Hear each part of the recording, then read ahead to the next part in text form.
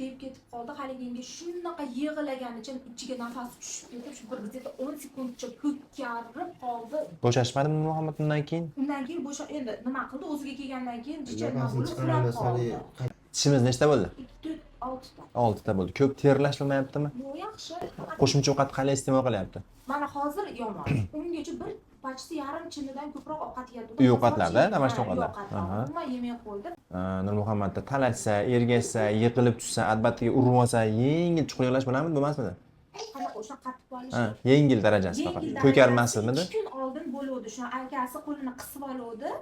Shunda ham rosa chuqur nafas olib yig'ladi. Undan ikkinchisi o'sha kuchli qattiq. Chuqurroq bo'ldi. 2 marta bo'ldi demak. Necha sekund o'zi yig'lashini? Bilmayman, 15 sekundmi kerak. 15 sekund. Holatlaring ARP degan holat keldi, aka. Affektiv respirator paroksizm deyiladi.